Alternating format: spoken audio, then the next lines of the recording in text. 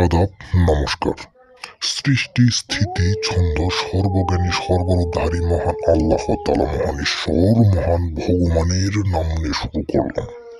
আশা করি আমার প্রান্তীয় বাস্তবে আপনারা সকলে এই সুন্দর মায়াবী পৃথিবীর বুকের ভিতর থেকে ভালো আছেন এবং সুস্থ আছেন। আমি তান্ত্রিক গুরু মহাদেব।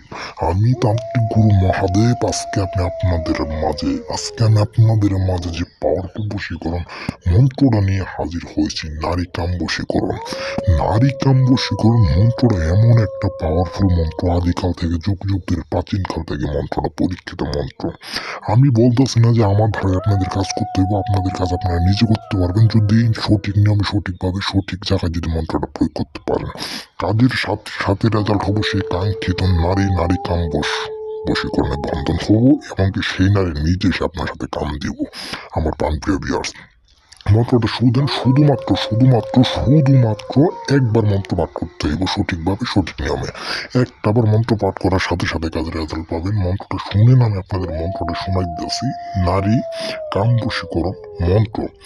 ওম নমো আদি পুরুষায় অমুকিং আকর্ষণ কুরু কুরু সাহা। এমন করে অমুকিং আকর্ষণ। এখানে বলছে অমুকিং এর জায়গায় সে কাঙ্ক্ষিত মেয়ের নামটা দিতে হবে। সে কাঙ্ক্ষিত মেয়ের নামটা বসাই দিবেন অমুকের জায়গায়। তারপরে নাম দেবার পর বলবেন আকর্ষণ কুরু কুরু সাহা। তো আমার প্রান্তীয় ভিউয়ার্স, মন্ত্রটা শুদ্ধভাবে জপ করতে হইব। শুধুমাত্র একটাবার শুধুমাত্র জপ করলে যে কাজ হবে এমন কোনো কথা না। মন্ত্র একটা নিয়ম এবং বিধি আছে। যদি আপনি সঠিক নিয়মে, সঠিক জায়গায় যদি নিয়ম বিধিরা মাইনা অনুসরণ করে যদি মন্ত্রটা প্রয়োগ করতে পারেন, কাজের সাথে সাথে 1 ঘন্টার ভিতরে সে কাঙ্ক্ষিত নারী আপনার প্রেমে দেওয়ানো হয়ে যাবো।